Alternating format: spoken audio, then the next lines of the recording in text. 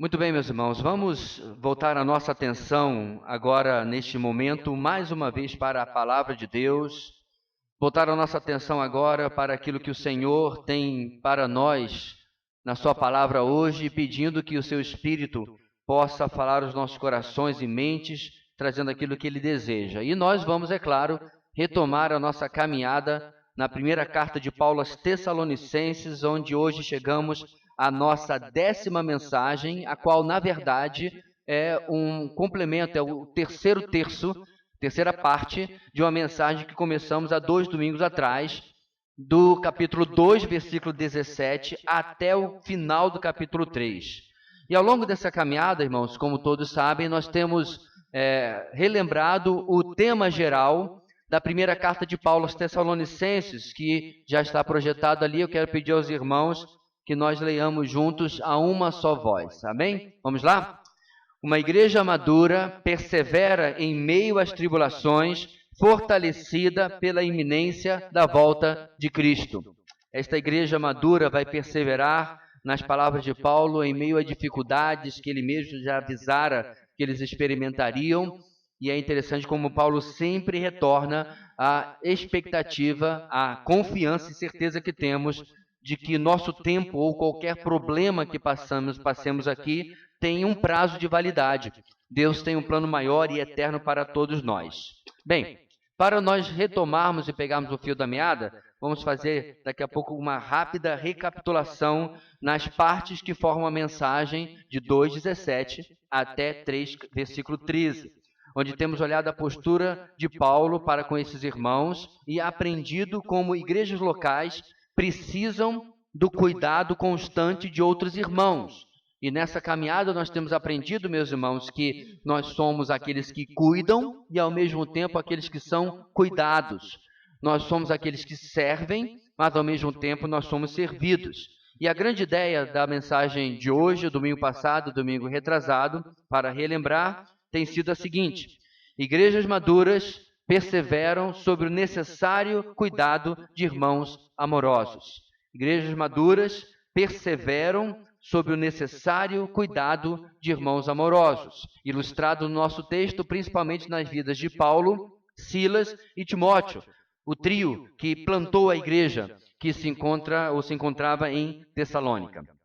Neste texto, começamos a ver que, mesmo com a maturidade que Deus promovia através do trabalho que havia sido feito lá por esses servos fiéis, servos dedicados, a igreja de Tessalônica não era à prova de problemas, de falhas, ela não era imbatível. Ela não estava acima nem além de qualquer perigo ou de qualquer ameaça, pois, de fato, nenhuma igreja está. E por isso, as igrejas, inclusive, obviamente, a nossa, precisam de constante manutenção, constante cuidado, constante proteção. Mesmo igrejas maduras, igrejas bíblicas, igrejas saudáveis. Então, na primeira semana, lembramos como isso era algo que preocupava constantemente Paulo. Repetimos isso semana passada, e eu quero repetir de novo, que é o texto de 2 Coríntios, capítulo 11, onde Paulo diz àqueles irmãos de outra igreja: trabalhei arduamente, muitas vezes fiquei sem dormir, passei fome e sede, e muitas vezes fiquei em jejum, suportei frio e nudez. E aí ele completa no versículo 28. Além disso, enfrento diariamente uma pressão interior, a saber, a minha preocupação com todas as igrejas. E assim, meus irmãos, mostra como que, mesmo quando nós estamos passando pela vida, talvez sem uma grande dificuldade, há uma necessidade cristã de nos preocuparmos, até certo ponto, como está a obra de Deus. Em que aquilo que está acontecendo na obra de Deus, na minha igreja local ou até em outro lugar, tem a ver comigo. Como eu posso ajudar, como eu posso contribuir, como eu posso ter esta boa preocupação, bom cuidado pela obra do Senhor. Antes de nós continuarmos, irmãos, fazendo a nossa recapitulação, vamos recapitular o texto, ok? Então vamos lá, peço que você leia comigo, mais uma vez, capítulo 2, versículo 17, até o final no capítulo número 3. Dá uma olhada à sua esquerda e direita e veja se todos nós estamos aí munidos de uma Bíblia, de preferência na Nova Versão Internacional, para nós lermos a uma só voz, ok? Estamos juntos?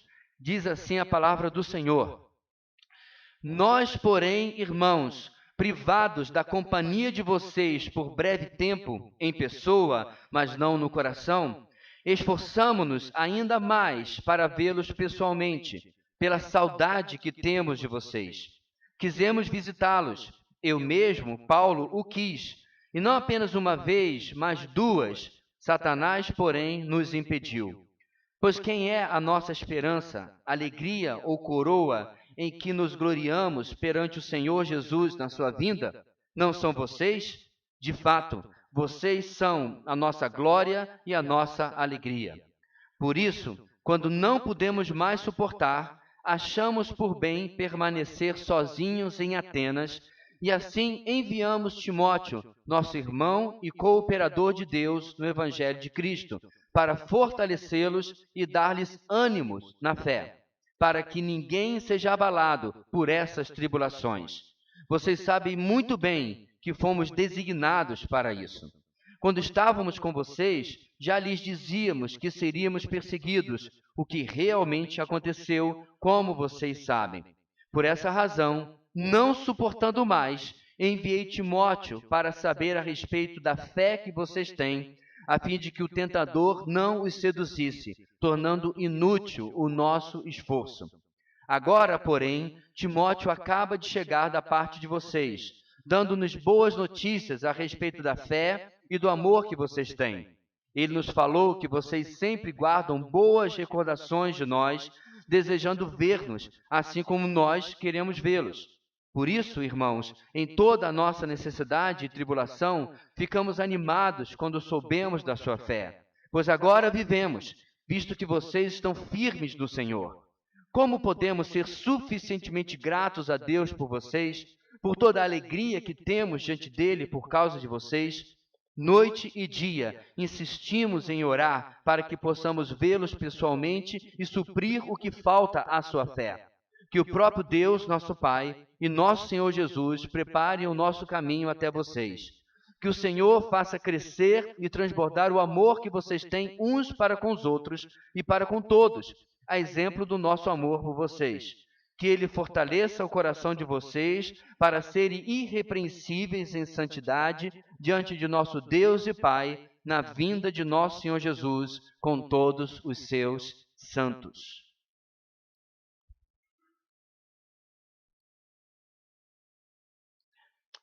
Irmãos, como já ficou, creio, claro para todos nós, Paulo, e eu creio que os seus companheiros também o copiaram isso dele, Paulo foi um exemplo para todos nós sobre o cuidado que precisamos ter com a igreja. Não apenas ele como apóstolo, ou hoje alguns como pastores, mas todos os membros do corpo de Cristo compartilham desta responsabilidade e deste privilégio. Mas antes de seguir para o restante do nosso texto, vamos relembrar, como eu disse, rapidamente o que já vimos nas duas mensagens anteriores. Esses são os pontos, os 4 pontos pelos quais nós já passamos nos 2 domingos anteriores.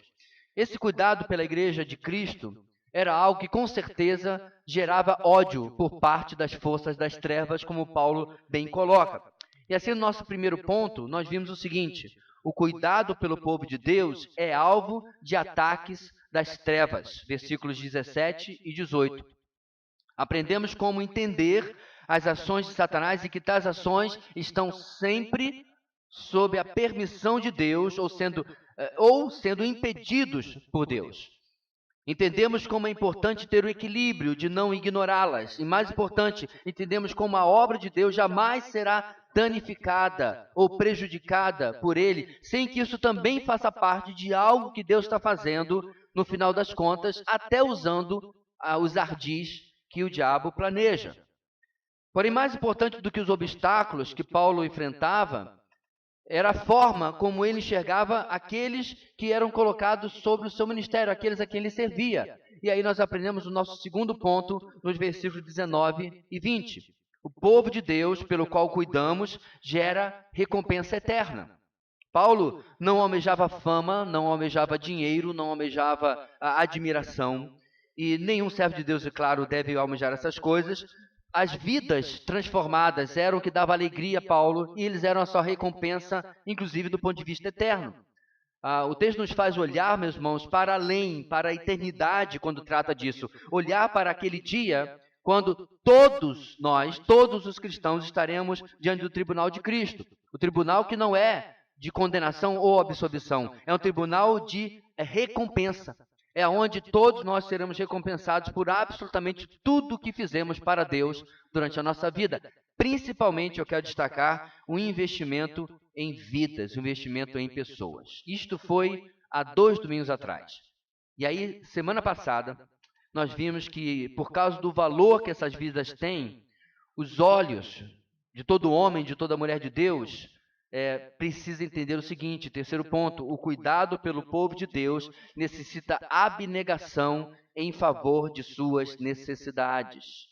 O cuidado pelo povo de Deus necessita abnegação em favor de suas necessidades, versículo 1 e parte do versículo 2. No caso de Paulo, como ele fez isso? Ele abriu mão dos seus preciosos colaboradores, um homem já, de certa forma, idoso, marcado pelas lutas, pelos açoites e apedrejamentos. Ainda assim, ele abre mão de Silas e Timóteo, enviando Silas a Bereia e Timóteo a Tessalônica. A abnegação no ministério significa colocar as necessidades dos irmãos, muitas vezes, à frente das nossas e do nosso conforto, do nosso comodismo. É o servir que comprova o nosso amor, que comprova o nosso cuidado pelas vidas. É algo que fazemos também porque reconhecemos que nós também temos sido abençoados por outros em nossa história. E agora nós passamos esse cuidado adiante para outros. Mas também, irmãos, além desse terceiro ponto, vimos que nós nos angustiamos pela necessidade de ajudar aos outros porque não somos cegos à realidade de que os riscos e as ameaças vão acontecer e eles vão passar por isso. E daí nós tiramos o nosso quarto ponto, versículo 2, parte B, até o versículo 5. O cuidado pelo povo de Deus necessita realismo sobre as ameaças. Não dá para viver um evangelho que fica dourando a pílula, que fica fingindo que vai ser tudo uma maravilha. As ameaças são reais e Paulo não vendeu para eles também este evangelho. Ele não vendeu este falso evangelho fácil e atrativo. Muito pelo contrário, ele menciona no texto que os havia avisado da dura realidade para aqueles que querem servir ao Senhor. E nós, meus irmãos, não podemos ficar em um padrão inferior. Cabe a cada um de nós pregar o evangelho da autonegação, da perda, da morte para nós mesmos, se assim for. Pois só então, quando as pessoas compreendem isso, elas vão ganhar o contrário, vão encontrar a verdadeira vida e o verdadeiro ganho que vem da parte de Deus e não de coisas materiais ou coisas físicas. Isso é o que nós vimos nos últimos domingos. Agora, chegando à nossa mensagem, nós vamos começar, irmãos, examinando os versículos 6 a 9 e vamos ver o nosso quinto ponto da mensagem desses 3 domingos, ok? O cuidado pelo povo de Deus é tranquilizado pelo progresso na fé. O cuidado pelo povo de Deus é tranquilizado pelo progresso na fé. Pois bem, na sequência do nosso texto, em que Paulo fala dos motivos e da necessidade de enviar Timóteo, além também das credenciais de Timóteo, agora no verso 6, Timóteo está de volta. Foi e agora traz um relatório. Algo que comprova que ele não for, inclusive, o mensageiro desta carta, né? A carta é escrita depois que Timóteo volta, trazendo este relatório para Paulo. E o relatório foi de boas notícias, diz o versículo 6. Algo que certamente foi de grande alívio para Paulo, diante do seu cuidado e preocupação por aqueles irmãos. Mas, infelizmente, nem todos os relatórios que Paulo recebeu ao longo do seu ministério sobre as igrejas foram bons relatórios. Por exemplo, Paulo recebeu notícias de Corinto e recebeu relatório de como eles toleravam um pecado que nem entre os incrédulos se ouvia falar. Nem os incrédulos deixavam passar. Isso você encontra lá em 1 Coríntios 5, versículo 1. Paulo repreende essa igreja porque este foi o relatório que ele havia ouvido. Sobre os Gálatas também, lembrando, trouxeram a eles o relatório da trágica notícia de que eles estavam caindo no engano judaizante, abandonando o evangelho por outro evangelho. que você encontra essa afirmação em Gálatas capítulo 1, versículo 6. Antes e depois dessas boas notícias de Tessalônica, muitas cartas de Paulo foram motivadas por más notícias. Não que aqui, meus irmãos, inclusive também na segunda carta aos Tessalonicenses, não haja pontos onde ele precisa corrigir, repreender até e ensinar. A questão aqui é como é importante sabermos também, não apenas dos desafios, mas também como a obra de Deus jamais será abalada, impedida ou parada, sempre também haverá boas notícias quanto ao seu progresso. A obra que Paulo tratava e travava era difícil, era desafiadora, mas ele se concentrava e se alegrava também quando ele ouvia e se tranquilizava, como diz o nosso ponto, as boas notícias daquilo que Deus está fazendo. Eu acho muito interessante, irmãos, quando geralmente eu entro em contato com os nossos missionários e outros missionários, na maioria esmagadora das vezes, eles contam o que Deus tem feito lá, como Deus tem abençoado isso ou aquilo. E aí, várias vezes eu tenho que perguntar, tá joia, mas quais têm sido alguns desafios? Ou seja, eles gostam, eles se satisfazem, porque inclusive isso é bom para eles também, em narrar as boas notícias. Aí eu que tenho que cavar um pouco mais fundo e perguntar, mas quais são alguns desafios que você tem enfrentado? E olha, são muitos. Mas uma coisa e outra continua caminhando no progresso daquilo que Deus está fazendo. E neste caso, Deus trouxe este bálsamo para o seu servo ao ouvir as boas notícias do que Deus estava fazendo na igreja que ele havia deixado em Tessalônica. Mas ainda no verso 6, algo que me chamou a atenção é como o bom relatório que Paulo recebe é diferente de outros que temos ouvidos nos tempos modernos. Especialmente de locais onde há liberdade, onde não há perseguição na igreja. O que eu quero dizer, meus irmãos? Quando você pergunta muitas vezes sobre como está a obra de Deus aí, nós ouvimos sobre prédios construídos, nós ouvimos sobre eventos realizados. Não me entenda mal, não que essas coisas sejam erradas ou que as igrejas não devam estar fazendo isso. Muito pelo contrário, logo nós estaremos entrando em obras, construindo a nossa sede, querendo o Senhor. Alguns meses também mais à frente, nós teremos uma nova conferência de exposição bíblica, permitindo o Senhor. Essas coisas não são um problema. Mas essas coisas devem ser evidências do que está no cerne da igreja e onde está o seu verdadeiro crescimento. Construções ou eventos devem ser uma manifestação, digamos assim, visível da obra que Deus está fazendo, do fortalecimento do que Deus está fazendo naquela obra, naquele trabalho. E é isso que me chama a atenção, meus irmãos, porque, por outro lado, quando Timóteo traz as notícias dessa igreja, eles não tinham como construir. No primeiro século nem houve isso praticamente, porque a igreja estava sob perseguição. Eles não tinham como falar para eles algum tipo de evento que eles estavam fazendo, a igreja estava começando. Então o que ele fala? Diz o texto, a respeito da fé e do amor que vocês têm. Este é o relatório de Timóteo. Em outras palavras, meus irmãos, aquilo que Deus está fazendo em nós, transformando-nos, trazendo-nos mais comprometidos com a sua obra, é o que realmente importa. Eu não estou exagerando, irmãos, se nós para todo sempre jamais começássemos esta obra e ficássemos sempre no lugar alugado que fossem de outros, isso não importa se Deus está fazendo a sua obra em nossas vidas, em nossa igreja. Segundo o relatório de Timóteo, essas são as boas notícias. Isso é que realmente importa. Isso que realmente é a obra de Deus.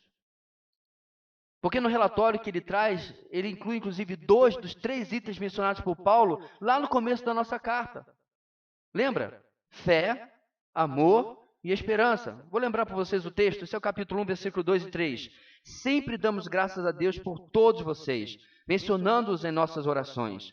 Lembramos continuamente diante do nosso Deus e Pai o que vocês têm demonstrado. Olha lá, o trabalho que resulta da fé, o esforço motivado pelo amor. 2 dos 3 itens estão no relatório que Timóteo traz.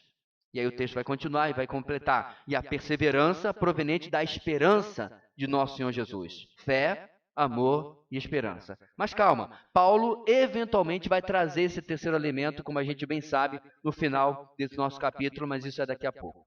O importante aqui é como Paulo se interessa em saber se o investimento deles entre aqueles irmãos estava gerando os frutos que permanecem, que realmente interessam.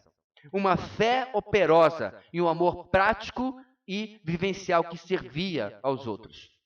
Tal como vimos na nossa mensagem número 2, lá no dia 5 de junho, eram exatamente essas as evidências que agora trazem a tranquilidade, a gratidão ao coração do velho apóstolo. Aquilo que ele havia investido, ensinado à igreja, eles haviam aprendido. Eles estavam agora vivendo exatamente isto nos seus meios. Essas eram as evidências de crescimento. Era de fato o entendimento do Evangelho e a vivência do Evangelho. Quando nós olhamos para nossas vidas, irmãos, nós precisamos buscar as mesmas marcas.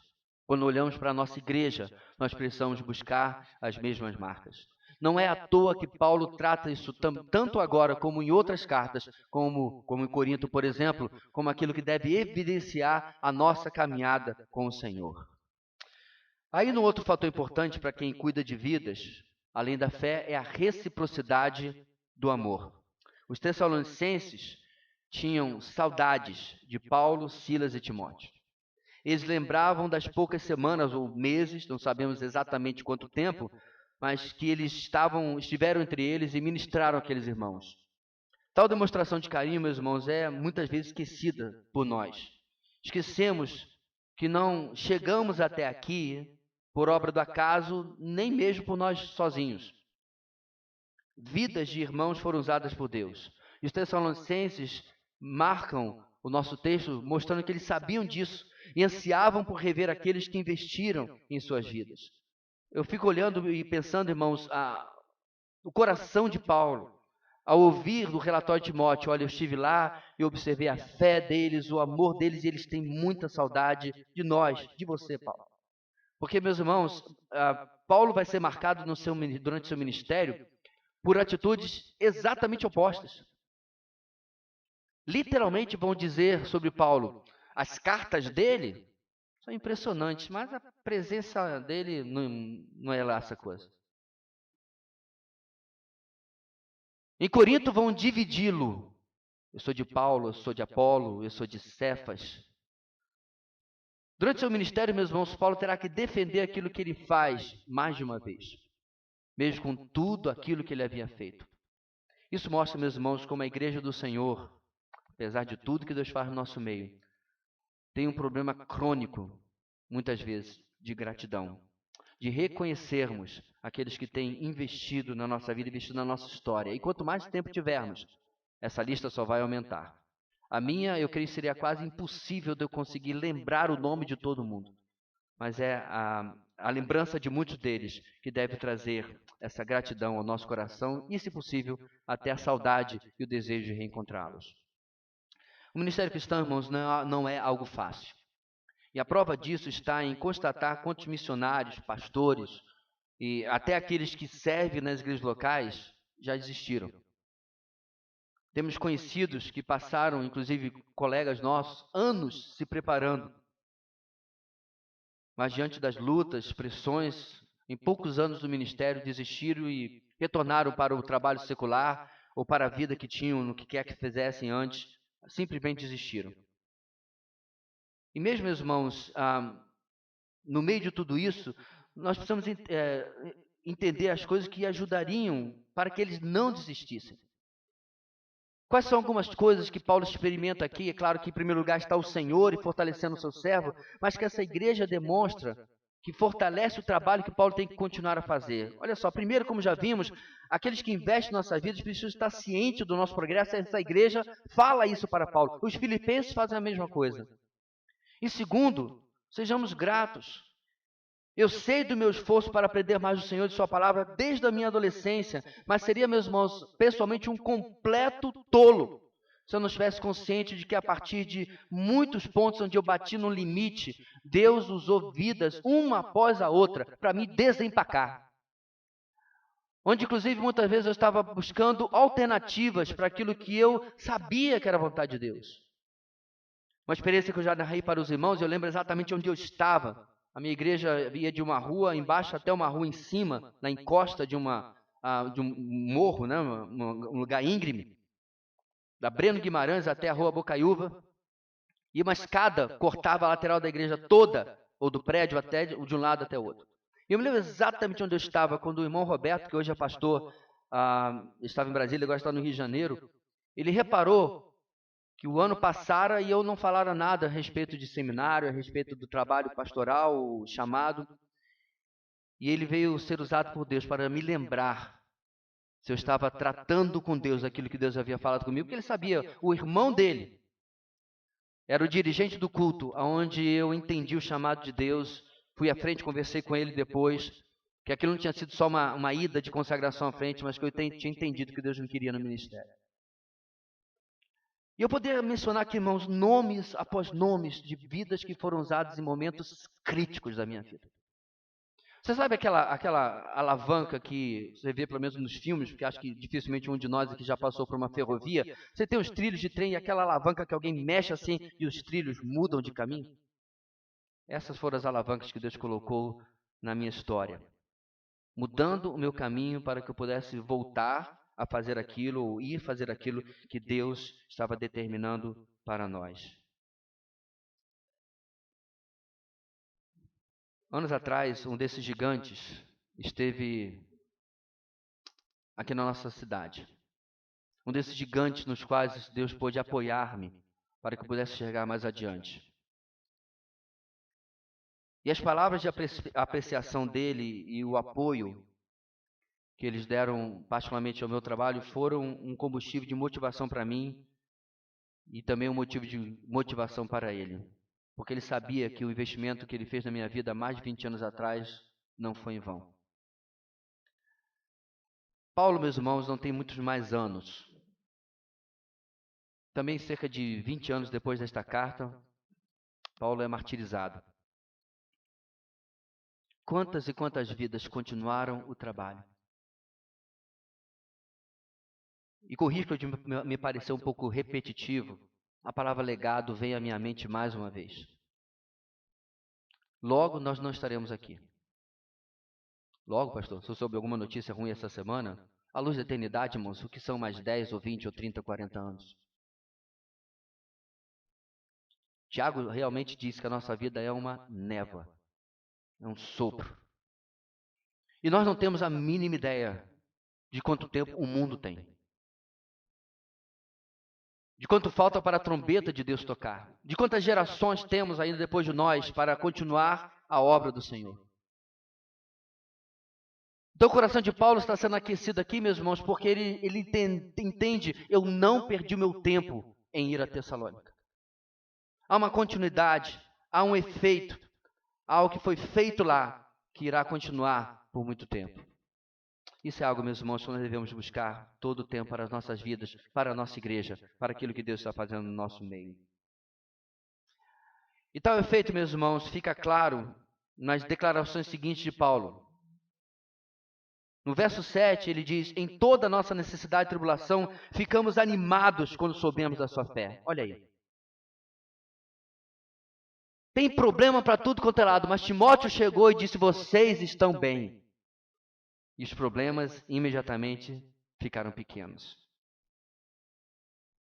Porque lá, meus irmãos, o texto que Paulo fala da sua preocupação com as igrejas, eu li agora há pouco, escrevendo aos Coríntios, lembra? Eu queria ler para vocês o contexto. Para vocês compreenderem, meus irmãos, o que é o bálsamo em uma ferida. O que é uma brisa em um dia quente, ministerialmente falando. Lá em 2 Coríntios capítulo 11, voltando a esse texto que li agora há pouco, no versículo 23, Paulo fala sobre esse contexto de entender as necessidades e as tribulações. São eles servos de Cristo? Estou fora de mim para falar dessa forma, ou ainda mais? Eu trabalhei muito mais. Fui encarcerado mais vezes, fui açoitado mais severamente, exposto à morte repetidas vezes. Esse é mais um dos textos que Paulo está defendendo o seu apostolado. Versículo 24. 5 vezes recebi dos judeus 39 açoites. 3 vezes fui golpeado com varas, 1 vez apedrejado, 3 vezes sofri naufrágio. Passei uma noite e um dia exposto à fúria do mar. Estive continuamente viajando de uma parte a outra, enfrentando perigos dos rios, perigos de assaltantes, perigos dos meus compatriotas, perigos dos gentios, perigos da cidade, perigos no deserto, perigos no mar e perigos dos falsos irmãos. trabalhei arduamente, muitas vezes fiquei sem dormir, passei fome e sede, e muitas vezes fiquei em jejum, suportei frio e nudez. E aí vem o versículo que eu mencionei agora há pouco. Além disso, enfrento diariamente uma pressão interior, a saber, a minha preocupação com todas as igrejas. Bem-vindo ao Ministério Cristão.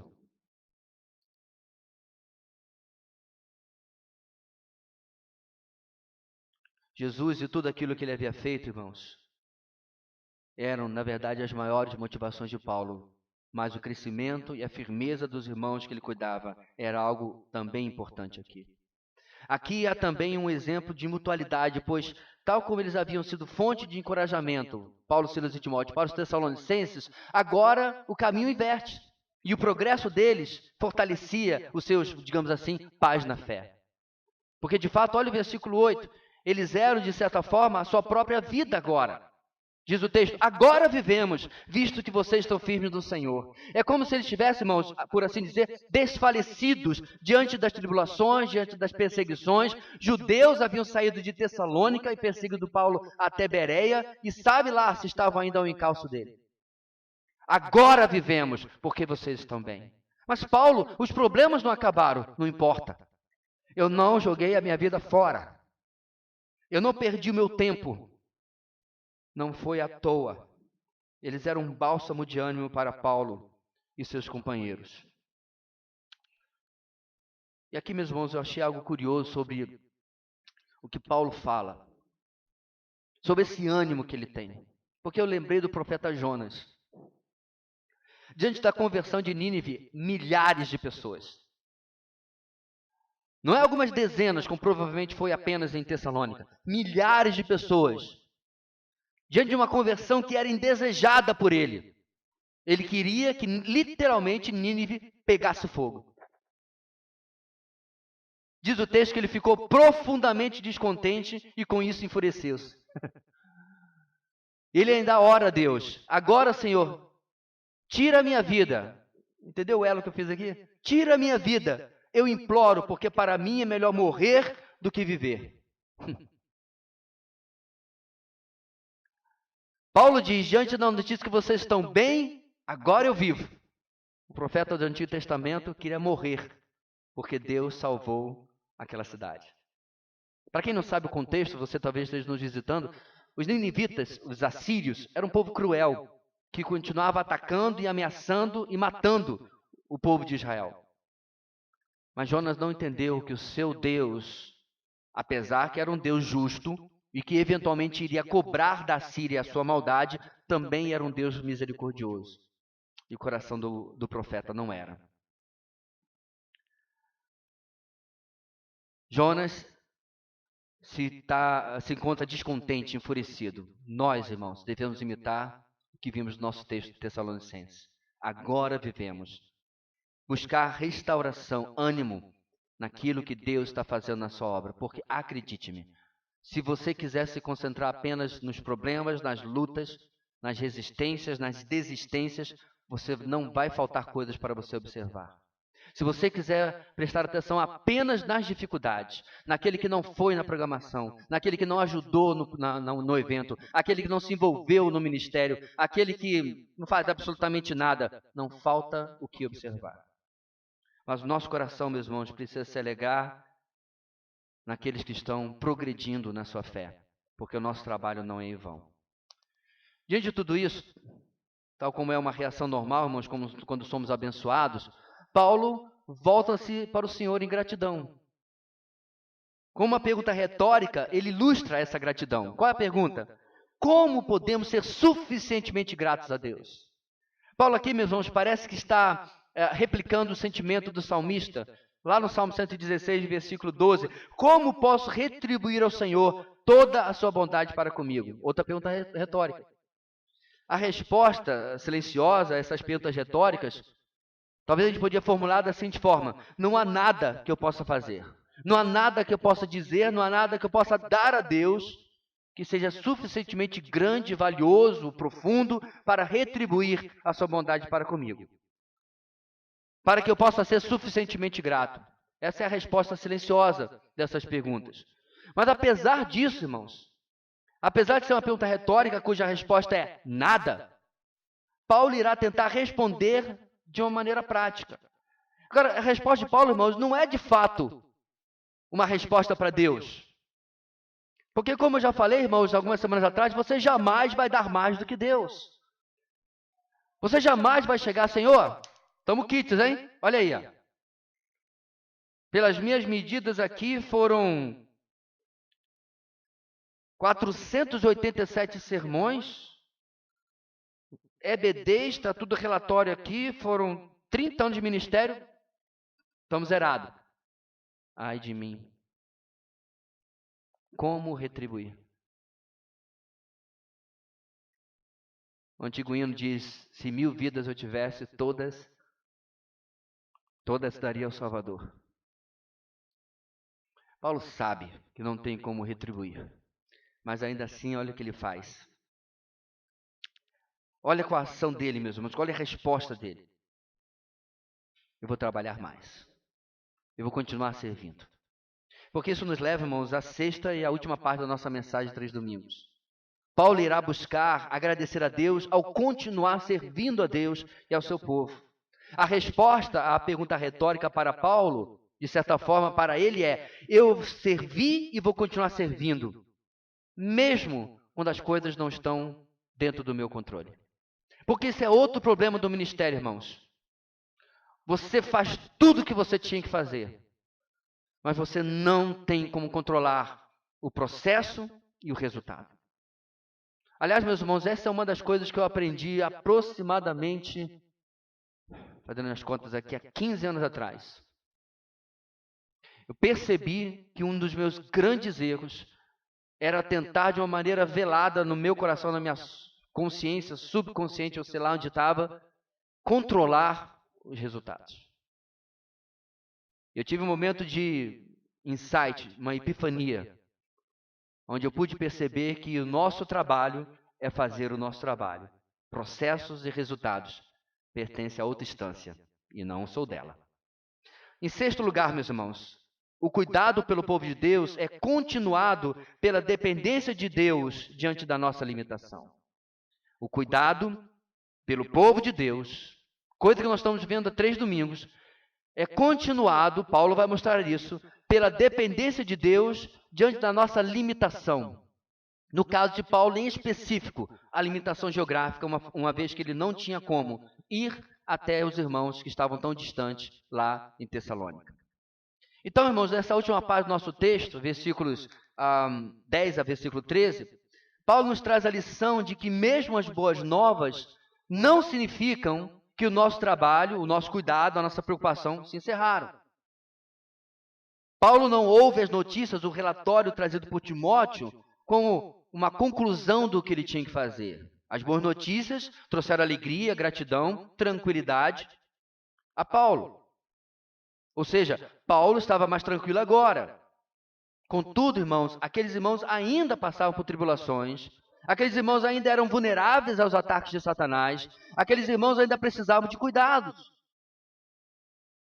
Porque isso é algo constante na vida de uma igreja. Mas nós precisamos lembrar que Paulo ainda se encontrava impedido de ir até eles. Ele havia explicado isso como sendo um dos motivos, inclusive, pelos quais ele havia enviado Timóteo. E mesmo no tempo, meus irmãos, de saída de Timóteo de Tessalônica até chegar em Corinto, Paulo também poderia pensar que alguma coisa poderia ter acontecido com aqueles irmãos e ele estava literalmente de mãos atadas. Ele escreve a carta, está dentro da sua capacidade, mas ele não tem mais como fazer coisa alguma. Pastor, por que ele não tentou uma videoconferência? Pois é. Que difícil, meus irmãos, deveria ser naquele tempo, as limitações da distância, da comunicação, para você poder resolver alguma coisa. E que difícil é ainda hoje, quando nós percebemos que, apesar de toda a nossa tecnologia, nós só podemos ir até um determinado ponto. E a partir daí, foge completamente das nossas mãos. Em julho de 1989, eu fui destacado para uma cidade chamada Coronel Vivida, a 400 quilômetros de Curitiba, no Paraná, para o acampamento dos Irmãos Unidos, dirigido por um pastor chamado Celso, amigo meu até hoje. Era o meu estágio do tempo de inverno, onde eu fui para onde o inverno é inverno mesmo. Apesar das temperaturas de baixas até 3, 4 graus, cheguei lá com bastante motivação, já me envolvi direto de cabeça no trabalho, fui ajudar o cuidador dele, tipo uma fazendinha pequena, na manutenção ali do acampamento, e logo chegaram as crianças, pré-adolescentes e depois adolescentes para nós trabalharmos. Cada grupo ficava uma semana e ao final de cada semana eu morria por dentro. Morria porque não tinha mais nada para fazer. A maioria deles, esmagadora, pertencia a lares não cristãos. Depois de uma semana intensa de investimento, inclusive que resultara na decisão por Cristo de boa parte deles, agora nós tínhamos que devolvê-los a casas onde a pessoa de Jesus não era mencionada nunca e onde seus pais não serviam a Cristo. Aquilo era muito difícil. 2 anos depois, curiosamente também no Paraná, agora mais perto de Curitiba, no acampamento do Palavra da Vida, primeira semana acontece e eu, de novo, morrendo. Segunda semana, de novo. E a maioria das crianças naquele contexto são um pouquinho diferentes. Elas eram de lares religiosos, curiosamente protestantes. Eram filhos de luteranos e outras igrejas reformadas que haviam saído da Europa, se estabelecido no sul do Brasil, mas igrejas que haviam abandonado o evangelho há muito tempo. Era um cristianismo nominal, um cristianismo que não havia conversão, não havia evangelho, não havia nada disso. E a mesma sensação aconteceu no meu ministério dezenas de vezes, ao longo de quase 3 décadas agora. Fiz, realizei e agora? Como a gente chega a partir, ou como a gente prossegue a partir de agora? Como agimos quando o que podemos fazer pelas pessoas parece insuficiente, nós estamos com as mãos atadas, por assim dizer? No verso 10, Paulo dá a resposta. Talvez não seja a resposta que a gente gostaria, e não é também a que eu gostaria, mas é a que nós precisamos. E o que nós precisamos é depender do Senhor da obra. Saber que ela não está e nunca estará sob o nosso controle. Paulo exemplifica isso através da oração. Aí está a sua dependência. Primeiro, ele ora por si, para que Deus permita de alguma maneira que ele possa voltar a ver os Tessalonicenses. Os inimigos estão às portas, estão caçando Paulo. Deus permitira, como a gente sabe, que Satanás fechasse a porta, lhe deu o sinal verde, mas como havia sido o Senhor, Paulo não fica amarrando o diabo, nem nada disso, ele volta a pedir ao Senhor que abra as portas e que acabe com aquilo que Satanás estava fazendo para impedi-lo. Paulo vai direto àquele que manda, aquele que é o soberano. E ele nos ensina, irmãos, que precisamos crescer na fé e na convicção de que na obra do Senhor vale a pena depender de Deus. Quer o desafio diante de nós seja construir um prédio, muito além das nossas condições financeiras. Quer o desafio, que considero inclusive ainda maior, seja encher as centenas de assentos com vidas alcançadas pelo Evangelho. De uma maneira ou de outra, precisamos entender completamente o que é depender. A nossa impossibilidade é a necessidade da fé.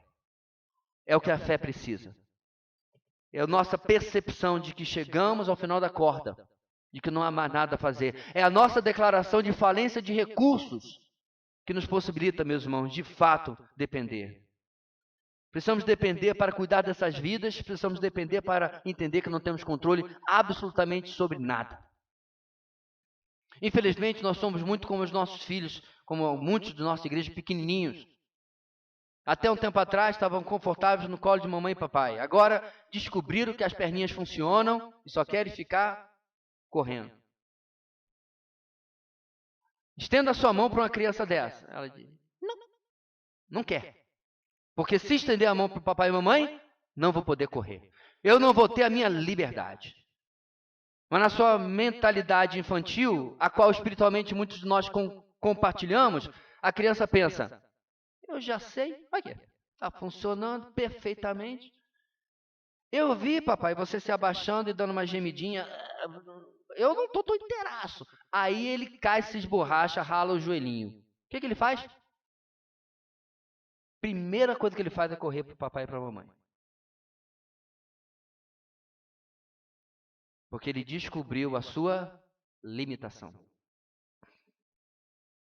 Quais são, meus irmãos, as coisas que nós ainda não entendemos a nossa limitação? Um dos nossos professores, que eu já mencionei várias vezes, e para mim um dos maiores teólogos que o Brasil já conheceu, falava bastante sobre isso. Não importa quanto você saiba, quanto você já tenha feito, você jamais vai saber tudo, jamais vai fazer tudo. E você precisa depender do Senhor. Além da nossa parte em nosso trabalho, precisamos orar, precisamos depender. Existe uma antiga frase latina, irmãos, que sintetiza isso. Orare et labutare. Ore e trabalhe. Ela foi cunhada, ou pelo menos ela foi popularizada, por nada mais nada menos que João Calvino. Ele, de novo, cunhou ou popularizou essa frase porque ele definiu que para ele essa era a sua visão de hermenêutica, a ciência da interpretação bíblica. Você ora e você trabalha. Você trabalha horas o texto para poder entender o que ele quer dizer, como ele está ensinando, como aplicá-lo. Mas tal ideia, meus irmãos, deve se aplicar não apenas à hermenêutica, mas a tudo que nós fazemos. Em tudo, nós precisamos orar e trabalhar. Inclusive, existe uma outra citação que dizem, essa ninguém tem certeza, que é de Inácio de Loyola, que comunica ainda mais o que eu quero falar para você hoje. Essa citação diz: ore como se tudo dependesse de Deus. Trabalhe como se tudo dependesse de você. Em resumo, irmãos, trabalhamos orando, e quando não há mais o que trabalhar, nós trabalhamos pela oração.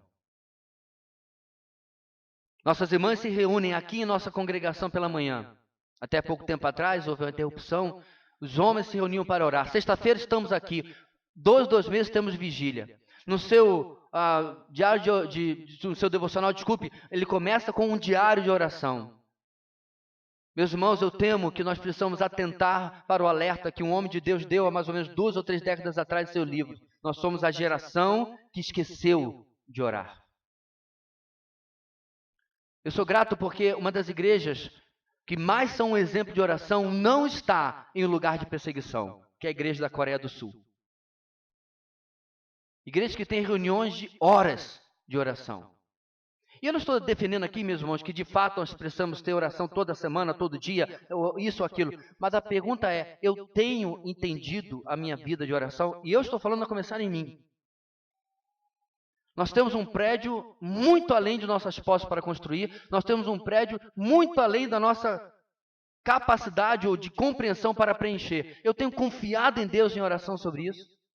Não precisa levantar a mão. Qual foi a última vez que você orou por esses projetos da nossa igreja? Qual foi a última vez que você orou pelos seus alvos evangelísticos? Ponto aqui, meus irmãos, é que nós conhecemos a teoria. O questionamento, olhando para a vida de Paulo, é: e a prática? Porque essa não é a última oração de Paulo, meus irmãos. Muito pelo contrário, nem nesta carta. Em várias de suas cartas, ele está escrevendo, ele interrompe o ensino, ele interrompe as aplicações e ele parte para oração. Orações de louvor, é verdade, como por exemplo no final de Romanos capítulo 11, né? Maravilhoso texto. Em outros lugares ele ora pela igreja. Eu me coloco em joelhos diante de Deus o Pai. E aí ele continua. Nós precisamos, irmãos, aprender esse caminho aonde há um trabalho que é feito pela dependência, no caso pela oração. A oração de Paulo, nos versos 10 e 11, também nos ensina, irmãos, um toque de realidade, um toque de realismo. Ele louvar a Deus pela fé dos Tessalonicenses, lá no capítulo 1, versículo 3. As igrejas falavam com admiração sobre a fé deles, capítulo 1, versículo 8. Ele, Paulo, recebeu de Timóteo um relatório positivo a respeito da fé deles em 3, versículo 6. Então está tudo maravilhoso? Não. Paulo conseguia comemorar uma vitória e ao mesmo tempo pensar nas próximas batalhas. Acho isso interessante demais. E é isso que ele faz aqui, meus irmãos, mesmo com tudo o que mencionamos agora sobre a fé desses irmãos e como ela era gratidão por Paulo, admirada por outros irmãos, Paulo ora. Olha o que ele fala. Para que ele pudesse vê-los pessoalmente e suprir o que falta à sua fé. E aqui está o toque de realismo. O relatório de Timóteo havia sido de fato positivo, mas não sem realismo. Ele continha algumas questões que Paulo precisava tratar. Aquela igreja era uma igreja admirável, era uma igreja que gerava gratidão, era uma igreja que era imitada pelos outros, tudo isso nós já vimos, mas não era perfeita. A realidade, irmãos, é que a obra de Deus nunca termina. Quer seja fortalecendo, restaurando, formando, amadurecendo, quer sejam irmãos mais velhos ou mais novos na fé, sempre teremos o que fazer na obra de Deus e na vida uns dos outros. Daqui a meses, daqui a anos, nós teremos um culto de gratidão a Deus inaugurando a nossa sede. Glória a Deus. Sabe o que eu não quero, meus irmãos, nesse culto? Ter em mim ou em qualquer um a sensação de que nós chegamos lá. Chegamos onde? Chegamos lá construindo um prédio que o anticristo vai agradecer bastante durante a tribulação, porque ele vai usar. Mas sabe o que ele não vai usar? As vidas que nós colocarmos lá dentro. A verdadeira casa do Senhor. Porque essa será arrebatada com Cristo glorioso nas nuvens. Mas a realidade, meus irmãos, é que até aquele dia a obra de Deus continua. Sempre teremos o que fazer.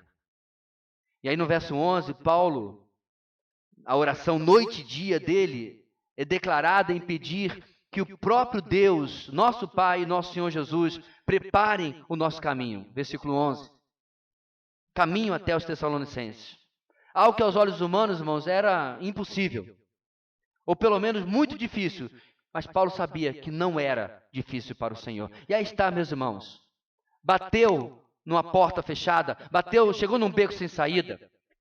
Ou mesmo antes de chegar até aí, coloque as situações em oração diante do Senhor.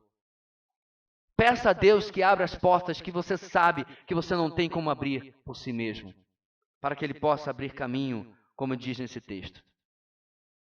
E para não deixarmos passar, meus irmãos, eu já falei com vocês como Paulo, no meio de seu ensino, no meio de suas falas, se nós não prestarmos atenção, nós perdemos a oportunidade de ver esses parênteses teológicos que Paulo faz.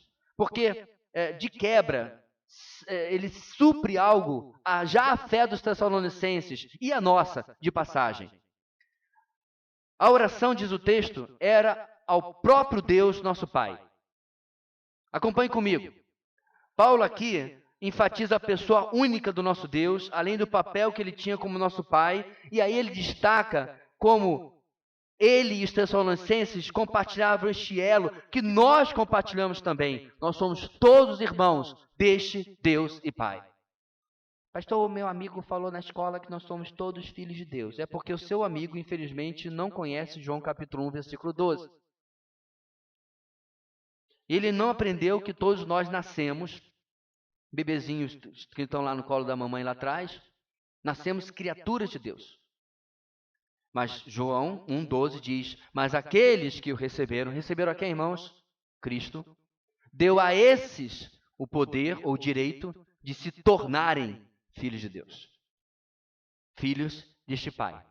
Essa é a primeira coisa que Paulo fala. Em seguida, o Senhor Jesus é igualmente mencionado na oração ao lado de Deus, o nosso Pai. E aqui, meus irmãos, como é comum, como eu já disse, Paulo abre esse parênteses teológico para nos ensinar algo importante. Paulo está destacando o fato de que Jesus é Deus.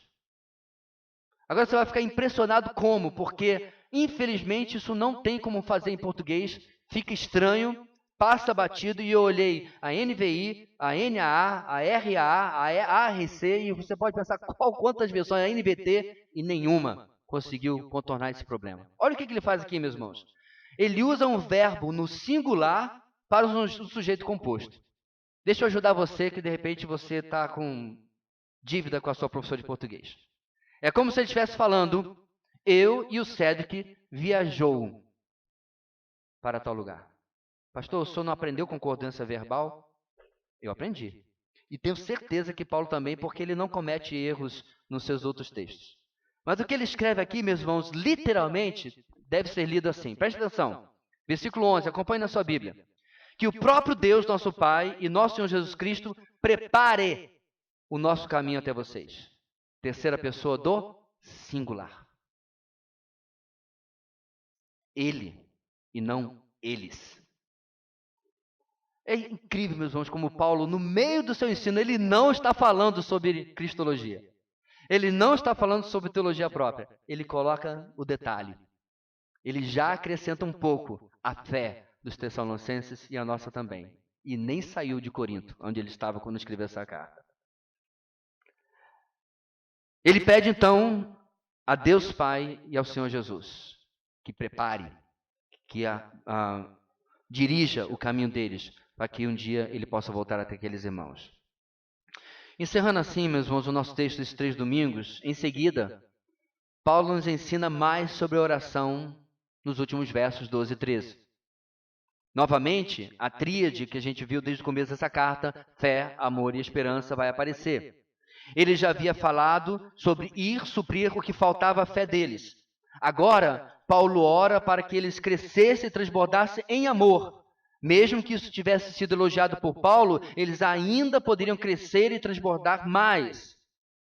Afinal, venhamos e convenhamos, irmãos, jamais alguém foi ouvido falar de que ele amava demais, não é mesmo? Inclusive, o Edmund Hibbert, que é um comentarista que eu tenho consultado, já mencionei algumas vezes, ele escreve o seguinte no seu comentário: o amor cristão genuíno é a coisa singular que a vida cristã jamais terá demais, jamais terá em excesso. Você jamais, em outras palavras, vai encontrar um cristão que alguém diga assim: rapaz, o problema dele é que ele ama demais. Muito pelo contrário. Geralmente nós amamos de menos. Esse amor precisa se manifestar praticamente. E diz o texto que primeiro ele devia se manifestar no uns para com os outros. O princípio de prioridade aos chamados da família na fé, ou domésticos na fé, em outras versões, irmãos, é algo real em vários lugares na Escritura. Aos Gálatas, Paulo orientou: portanto, enquanto temos oportunidade, façamos o bem a todos, especialmente aos da família na fé. Apesar do nosso elo e laço com toda a cristandade, ninguém é e nem deveria ser mais próximo de nós do que os irmãos da nossa igreja local, com quem nós compartilhamos, inclusive, a nossa própria vida, nossa rotina, nossos ministérios, nossos dons, nossos talentos. Então, Paulo, primeiro, irmãos, fala da reciprocidade, nosso amor uns pelos outros. E aí, meus irmãos, eu poderia voltar aqui e repetir o quanto nós já falamos de tantas das nossas mensagens. Amor é prática. É ver a necessidade do irmão, preencher aquela necessidade. Nas últimas 2 semanas, com o intervalo da nossa EBD, nós fizemos um intercâmbio de famílias. E muitas famílias, literalmente, mandaram mensagem para mim, ou para as irmãs que estavam organizando: quem é fulano? Porque, claro, nossa igreja tem 200 mil membros, né? Não. Creio, meus irmãos, que ainda há espaço para nós crescermos e transbordarmos em amor, nos interessando pela vida uns dos outros. Você entendeu por que no momento de intercessão eu peço para você, procure alguém que você não tem contato nessa semana? É confortável, irmãos, é até natural eu procurar o meu parceiro para orar mais uma vez. Mas o amor cristão me pede que eu vá além da minha zona de conforto. Não apenas em 6 minutos de oração, mas em outras áreas da minha vida também. A mutualidade é a primeira coisa que ele fala aqui. Mas ele vai além em seguida. Paulo inclui a todos os demais. Está no seu texto, versículo 12. Isso não significa apenas os demais irmãos das demais igrejas, mas a todas as pessoas indiscriminadamente. Indiscriminadamente? Espera aí.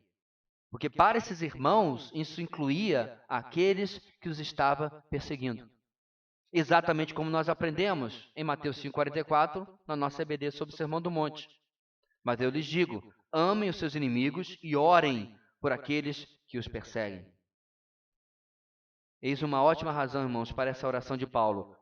Os Tessalonicenses precisavam transbordar em amor, porque amar aos inimigos é algo que só podemos como um dom de Deus, algo dado por meio do seu Espírito Santo. Além disso, tal amor também seria um antídoto, uma salvaguarda contra o desejo que era natural que surgisse no coração deles de retaliar contra aqueles que estavam indo contra ele.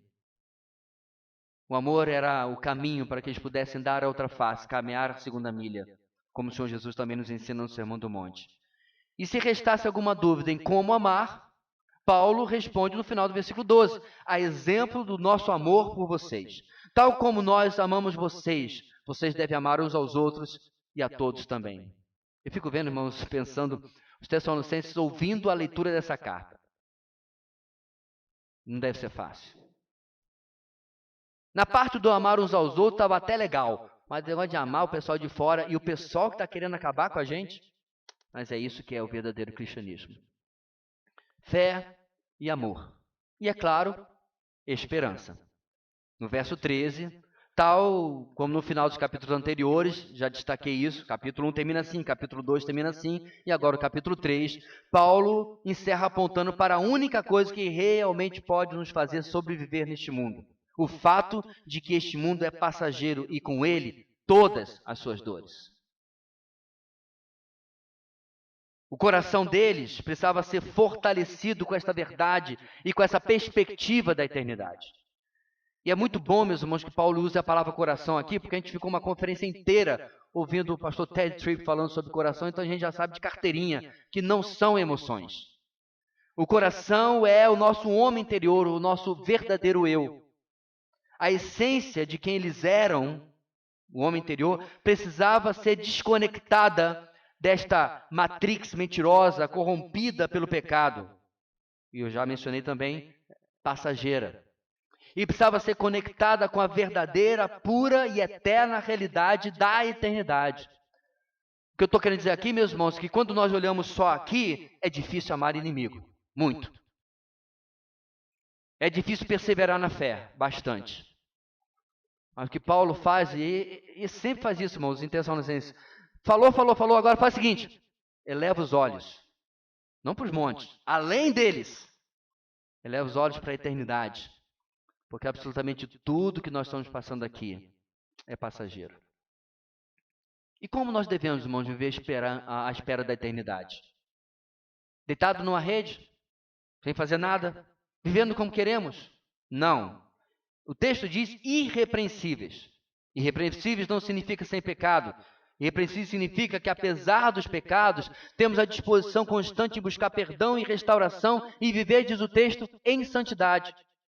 Livres de pendências e acusações que sejam justificadas por uma vida não consertada. Tal pensamento, irmãos, não é só Paulo que compartilha, de que esta é a forma de nós esperarmos pela eternidade. O apóstolo João escreve em 1 João 3,3. Mas eu queria ler todo o contexto, irmãos, para você entender o poder desse texto. 1 João 3, versículo 1. Vejam como é grande o amor que o Pai nos concedeu, sermos chamados filhos de Deus, o que de fato somos. Por isso o mundo não nos conhece, porque não o conheceu. Amados, agora somos filhos de Deus, e ainda não se manifestou o que havemos de ser, mas sabemos que quando Ele se manifestar, seremos semelhantes a Ele, pois o veremos como Ele é. João o tempo todo aqui joga os seus olhos para a eternidade. E agora ele dá um alerta sobre o presente. Versículo 3. Todo aquele que nele tem esta esperança, purifica-se a si mesmo, assim como ele é puro. Irmãos, santidade presente é a resposta, a certeza da nossa eternidade futura. Santidade presente é a nossa resposta, a certeza da nossa eternidade futura. Santidade é o estado presente para aquele que tem convicção da escatologia futura, ou seja, daquilo que vai acontecer mais à nossa frente. Quando nós dizemos, eu sei que o meu Redentor vive, a perspectiva é eterna. Influencia o presente, impacta o nosso futuro. Eu quero terminar, meus irmãos, este verso 13 com mais uma pérola, mais um parêntese teológico de Paulo, se você me permite. O texto diz que nós devemos nos apresentar irrepreensíveis em santidade diante do nosso Deus e Pai, na vida do nosso Senhor Jesus, com todos os seus santos. certamente, tanto isso como o que eu mencionei anterior, são coisas que Paulo ensinou aos Tessalonicenses quando estava lá. Ele está colocando essas pistas, esses easter eggs, não é assim que a gente fala em vídeo de filme? Essas pistas para que eles lembrem o que eu falei. Lembrem do que eu lhes ensinei. E a vinda do Senhor Jesus, então, ele diz no final do nosso texto, no versículo 13, com todos os seus santos. Alguns argumentam que esses santos são os anjos. Mas isso não bate com o que Paulo ensina, especialmente nas cartas aos Tessalonicenses. Na segunda carta, no capítulo 1, versículo 10, olha o que Paulo vai escrever, irmãos. Isso acontecerá no dia em que ele vier para ser glorificado em seus santos. Olha aí. E admirado em todos os que creram, inclusive vocês que creram em nosso testemunho. Isso aqui não são os anjos, são os que creram em quem ele será glorificado. Os santos eram eles, os Tessalonicenses, bem como somos nós também. E cada um que já creu no testemunho do Evangelho. O detalhe importante, irmãos, nesse parênteses teológico de Paulo aqui, nessa dica, é a presença dos santos, isto é, da igreja na vida de Cristo. A igreja terá sido arrebatada antes, por ocasião do retorno, antes do retorno glorioso, e retorna com ele, e veremos com o Senhor presenciar sua vitória. Vitória sobre quem, irmãos? Principalmente sobre a trindade satânica, o anticristo, o falso profeta e Satanás, tal como diz a palavra de Deus em Apocalipse. Bem, o resumo desta oração de Paulo é, como dissemos, dependência diante da sua incapacidade de fazer o que ele gostaria de fazer. Depender que Deus cuida da sua obra. E essa foi a lição que eu tive que aprender. Tanto no primeiro acampamento em Coronel Vivida, quando no segundo acampamento, 2 anos depois, no Paraná, no Palavra da Vida, eu tive que aprender essa preciosa lição. Na verdade, na reunião da equipe, eu perguntei ao diretor do acampamento, que a gente chamava carinhosamente de Negão, e eu perguntei a ele sobre o sentimento de impotência, de incapacidade que eu sentia ao ver aquelas crianças e adolescentes voltarem para lares onde elas não ouviriam mais do Senhor. A resposta? O Negão disse: oramos e confiamos na providência e na soberania de Deus. Fizemos a nossa parte. Se não há realmente mais o que fazer, Deus não perdeu o controle. E eu creio, meus irmãos, firmemente que na eternidade eu vou encontrar alguma daquelas crianças, porque o nosso Deus é soberano. E a salvação pertence ao Senhor. Com essa amorosa e paternal oração, Paulo encerra a parte mais pessoal da sua epístola. No próximo capítulo, irmãos, capítulo 4, ele começa o que nós geralmente chamamos da parte mais aplicativa.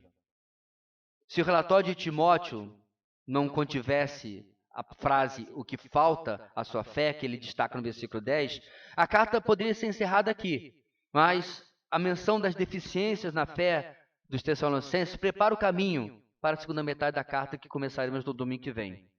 Ali vamos ver instruções e exortações necessárias, mesmo para esta igreja tão exemplar. Eu quero terminar, irmãos, pedindo que os irmãos, último slide, por favor, olhem para os nossos 6 pontos, que exploramos nesses 3 domingos que caminhamos do versículo 17 do capítulo 2 até o versículo 13 do capítulo 3. Eis, meus irmãos, o cuidado amoroso que precisamos ter se queremos ser identificados ao lado de pessoas como Paulo, como Silas e Timóteo, como sendo irmãos amorosos, servos fiéis, servos dedicados. Igrejas maduras perseveram sobre o necessário cuidado de irmãos amorosos. O cuidado pelo povo de Deus é alvo de ataques das trevas.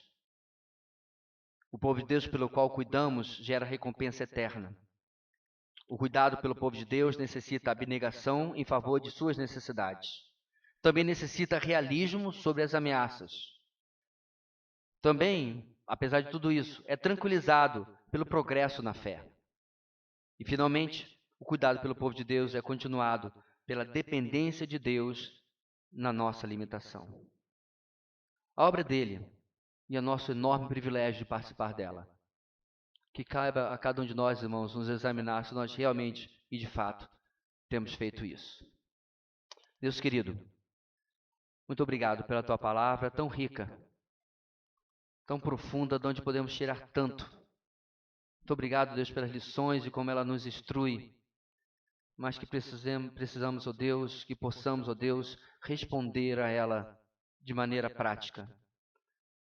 Possamos, ó Deus, sair de tantos afazeres, possamos ocupar a nossa vida com aquilo que realmente toca a eternidade, com aquilo que um dia, diante do tribunal de Cristo, de fato será avaliado. Nada importará o que ganhamos, o que conquistamos, o que compramos, o que estudamos, os nossos diplomas, mas apenas as vidas que impactamos, assim como certamente nós temos sido impactados. Obrigado, Deus, pela tua palavra. É a nossa oração em nome de Jesus. Amém e amém. Queria convidar o irmão Cédric que nos dirigisse nessa última palavra de oração. Deus abençoe os irmãos. Uma ótima semana, um ótimo grupo de vida na quarta-feira. E na sexta-feira nos vemos novamente aqui como igreja para orar, buscar